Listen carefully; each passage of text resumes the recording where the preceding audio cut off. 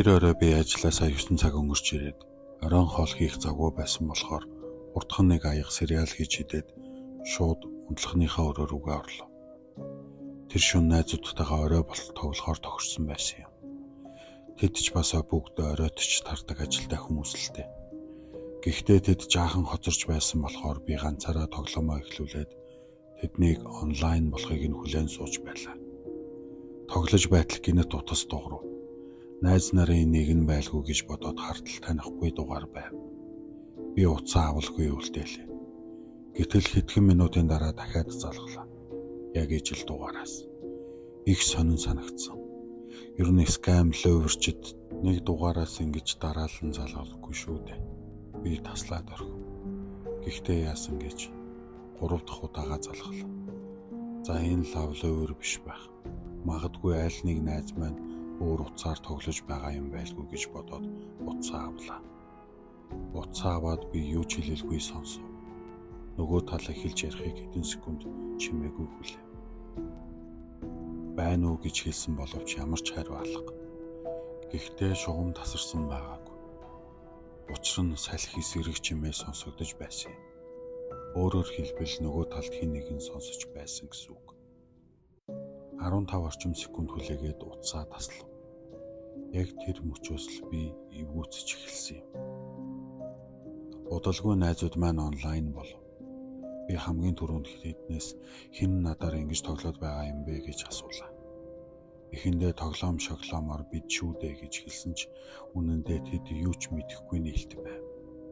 Болсон зүйлсийг хэлэхэд тэд гайхаж байв.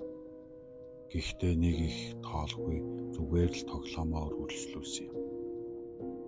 Сонирхолтой нь би найзуудтайгаа ярилцаад тоглож эхэлмэгц тэр дугаар дахиж залгасангүй. Хэдэн цаг өнгөрч би бүр тэр талаар мартчихсан байлаа. Шөнийн 2 цагийн үед бид тоглоомоо дуусгасан юм. Би ширээний ард сууж байтал гинэт утас маань дугарлаа. Харуул мессеж ирсэн байв. Утсаа нэгээгүй байхад мессеж нь яг тэр дугаараас дээр нь зураг гэдг нь харагдлаа. Би утсаа нэгээд зургийг харах мөчөд гиз дотор маань зангирч гацж орхив. Тэр зураг яг саяхан миний ард талаас намайг тоглоод сууж байхад авсан зураг байв. Би шууд эргээд харсан ч хинч байсан. Цонх яг ард минь байсан болохоор ядаж байшин дотроос авсан биш байлгүй дээ гэж өөрийгөө арай хийн тавьшрууллаа. Би яаран цонх руу очиж гадагш харсан. Бас л хин чалга. Цонхоо шалгахад үгжээтэй байв. Би хөшгөө хаагаад буцаж ширээндээ суусан ч зургийг ширцээр л байлаа. Маш ноцтой дотор арзан зүйл болоод байгааг олглоо. Би зургийг хадгалаад найзуудынхаа групп чат руу явуулан надаар тоглож байгаа хүн байгаасаа гэж чин сэтгэлээсээ залбирч байлаа. Гэхдээ энэ удаа тэд хинэн ч тоглоом хийлгүй бүгд л яралтай наанаас ахаар цагтаа дууд гэж хэлж байв. Зүрх минь хүчтэй цохилж эхэллээ.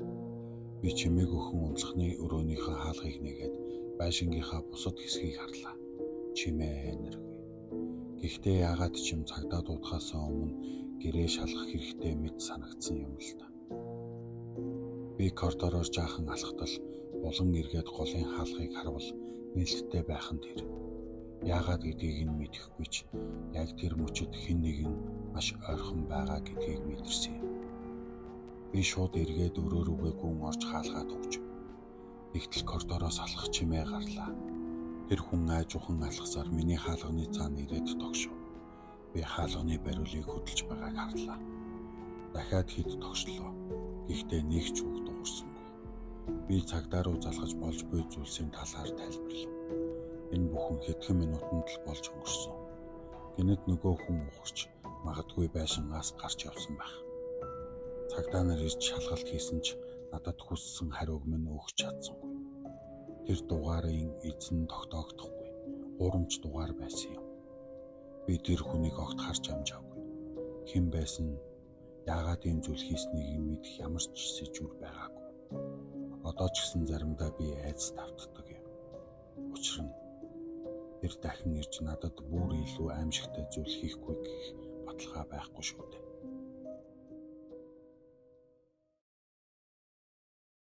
Энэ явдал 12 дугаар сарын ихээр болсон юм. Шалгалтууд ойртож байсан тул өдрийн цагаар ажиллах завгүй ихэнхдээ орой ээлжинд гардаг байв. Нэг орой ээлж эхлээд ойролцоогоор 1 цаг гаруй болж байхад гадна зогсоолд нэг машин зогсож байгаа нь анзаарагдав. Манай рестораны ойр хавьд өөр хоолны газар байдаггүй байлаа. Урд нь жижигхэн зогсоолтой өөр дэлгүүр бизнес огт байхгүй газар байсан. Тэр үед хэн нэгэн төрөл зогссон байж таараа гэж бодоод тоосонгүй. 20 минутын дараа тэр машин явсан байлаа. Харин маргааш нь яг ижил цагтаа дахин ирлээ. Эхний удаа нэг удаагийнх гэж бодсон ч дахин ирэхэд нь сайн харж авлаа. Уучирсан саарал жижиг тэрэг, цонхон тээтэй зүгээр л зогсож байгаа мэт санагдаагүй. Учир нь яг манай ресторан руу харж зогсоод гэрлийн асаалтаа зогсож байсан л да. Би бүх хаалгаа төгцөн эсгээд дахин нэг шалгаад цэвэрлэгээгээ үргэлжлүүлв. Дараагийн ээлжинд ирэхдээ тэр машин дахин ирэх вэ гэж байнга цонхоор харж түгшсэн хэвээр байв. Тэр орой 3 цагийн дотор цэвэрлэгээгээ дуусган яг л өмнөх шигээ удалгүй тэр машин явсан. Намайг ажлаа дуусгаад 1 цагийн дараа гарч явхад тэр машин харагдсангүй. Гэсэн ч зогсоолоор дамжин машин руугаа алах үед маш эвгүй санагдсан. Тэд явсан гэдгийг мэдэж байсан ч 2 шөнө дараалан ямар ч шалтгаангүй ирсэн нь санаанаас гарахгүй байлаа. Тэр орой гэртээ харж амарлаа. Би даалт ихтэй байсан болохоор маргааш нь амархаас шийдсэн. Дараагийн ээлжинд ирэхдээ тэр машин дахин ирэх вэ гэж байнга цонхоор харж түгшсэн хэвээр байв. Тэр орой 3 цагийн дотор цэвэрлэгээгээ дуусгасан юм. Тэр хугацаанд нөгөө машин ирээгүй тул магадгүй зүгээр л давцал байсан байлгүй дээ гэж бодож тайвширлаа. Би зүнхээ үрээд гарч хаалгаа түгжээд зогсоолоор алхаж эхлэхэд гинэт нөгөө төгшүүртэй мэдрэмж буцаж ирэхэн тэр. Яг л адреналин огцом нэмэгдсэн мэт хөлс зутгаж эргэн тойрноо харж эхлэв. Тэгтэл зогсоолын хамгийн арын гэрэл тусдаггүй хэсэгт нэг машин зогсож байгааг харлаа. Хэдхэн секундын дотор тэр машин хөдөлж над руу хурдтай давхиж ирэв. Би машин руугаа гүйж эхэлсэн ч тэдний дугуй зам дээр хятнах яг хажууд минь ирээд огцом тоормслож зогслоо. Би дайруулах гэж байна гэж бодоод урагшаа унлаа. Машинаасаа хэдхэн алхмын зайд байтал өнөөх машин хаалганууд зэрэг онгоохон сонсогдлоо. Би ч эргэж харалгүй зөвхөн машиндаа суугаал бодож байлаа. Араас минь гүүх хөлийн чимээ сонсогдов. Би машинаа онгоолгож суух агшинд цонхоор харвал маск зүүсэн харамалгаатай цамцтай 3 эр над руу гүгээд ирж байв. Гар минь чичирч машиныг асаах гэж оролдож байхад тэд цонх нүдэж хаалга онгоолгох гэж оролдов. Аз уулж би машинаа асаанд тэдний хажуугаар дахин гарлаа. Зогсоолоос гарч зам дээр гармагц аюул хол хоцрохтой зэрэгцэн арай тайвшрав. Би 911 руу залгаад ойролцоох гэрэл түлэг сайтай шатхуун түгээх станц дээр очиж хүлээлээ. Харамсалтай нь манай хоолны газрын гадна камержуулт байгаагүй тул цагдаа нарт өгч чадах мэдээлэл маш бага байв. Би тэдний царайг гэж харж амжаагүй л дээ. Тэр явдлын дараа би тэр машиныг дахин хизээж хараагүй. Нэг өдөр намайг сургуулийн ажилд яваагүй нэг ангид орлон багшлуулахаар дуудсан юм. Тухайн ангийн үндсэн багш болон их сурагчид ажилд явчихсан. Харин эцэг эхийн зөвшөөрлийн бичиггүй үлдсэн 4 сурагч ангидаа хоцорсон байлаа. Би өмнө нь өөр нэг ангид хичээл цагаад дөнгөж орж ирсэн юм. Тэгээд шууд л энэ ангид орж ирсэн. Заавар нь их ингийн видео хичээл тавих болон ажлын хуудас тараагаад сурагчдыг завгүй байлгах. Сонсоход бол их амархан ажил шиг санагдаж байгаа биз.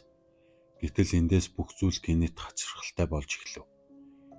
Хичээл эхлээд видео дөнгөж явж байтал хоорондоо найз бололтой 4 сурагч бүгд гараа өргөөд бизнес газар орох зөвшөөрөл өгсөн. Би угаасаа тайван хүн тул зөвшөөрөөд удалгүй буцаад ирээрээ видеогоо хамт дуусган шүү гэж сануулв. Тэд толгоо тохиж удахгүй гэж коридор руу гарлаа. Би видеог паузлан хүлээж эхлэв. Хэдэн минут өнгөрөв. Тэгтэл гинэт сургуулийн холбоогоор зарлал хийв. Сургууль онцгой байдал үүссэн. Энэ бол сургууль биш. Энэ мөчөд байдалд үнэхээр эвгүй болов. Зүрх савлаад эхэллээ. Миний хариуцж байсан 4 сурагч ирдэггүй. Одоо би яах ёстой вэ? Гадагш гарч тэднийг хайх уу? Эсвэл журам ёсоор хаалгаа төгжиж гэрлээ унтраах уу? Одоо ирэх байлгүй дээ гэж бодоод ангийнхаа үүдэнд хэдэн минут орчим зогсов. Гэвч санаа зовнил минь дийлж тэднийг гарч хаахаар шийдлээ. Ойр хавийн бизнес хүрээнд л байгаа байх гэж бодсон юм. Би коридороор яаран алхлаа. Үнэндээ нас минь явсан учраас нэлээд амсгаад авчдав. Ариун цэврийн өрөөний хаалгыг түлхэж онгойлгон тогшоод хүүхдүүдээ онцгой байдал үүсчихлээ. Анги руугаа хурдан орцгоё гэж дуудав. Хариу алга. Чимээч алга. Би хаалгыг онгойлгон одоо гинэт гарч ирээд айлах байх таа гэж бодсон ч дотор нь хинч байсангүй. Нэг ч хүн байгаагүй. Зүрх салгалж эднэр чинь хайчих ба гэж бодов. Гэхдээ тэгж зогсох цаг надад байсангүй. Миний хамгийн түрүүнд хийх ёстой зүйл бол анги руугаа буцах байлаа. Хэрвээ сурагчид тэнэж явсан бол өөр багш олж харах л байсан. Ингээд анги руугаа буцаж хаалганы ойролцоо зогссон хүлээлээ. 10 минут. Цаг хугацаа бараг л 1 цаг мэт санагдсан. Тэгтэл анги дотор нэг сонин чимээ гарлаа. Би өрөөг хурдан нүдэрээ гүйлгэн харсан ч хоосон намгүй. Зүгээр л сэтгэл санаанаас болсон байх гэж өөрийгөө тавьшрууллаа. Гэтэл дахиад энэ удаа миний нүд ангийн арын ширээний доор бүхийд суусан нэгэн дээр тусав. Би аажуухан ойртож хоолоо минь чичирч хинбэ гэж асуув. Би сурагч байгаасаа тэнэг тоглоом л байгаасаа гэж залбирч байлаа. Гэвч ширээний цаанаас босож ирсэн хүн сурагч биш байв. Танихгүй дунд иргэм насны ир. Би юу ч бодлогүйгээр ангиас шууд гарч гүйлээ. Одоо та яагаад зүгтсэн юм? Яагаад үлдэж тэмцэлдээгүй юм гэж бодож байж магадгүй. Гэхдээ би залуу биш. Чирэг биш. Өөрийгөө хамгаалж дийлэх магадлал 10-аас 4. Тиймээс зүгтах л хамгийн зөв шийдвэр байсан юм. Би ойролцоох ангийн хаалгыг балбаж багш нь онгойлгов. Миний царайг хараад л байдал ноцтойг ойлгосон. Тэр даруй сургуулийн захирал руу уцтав. Удалгүй сургууль даяар сандралдаж цагдаа нараар дүүрлээ. Дараа нь л би мэдсэн юм.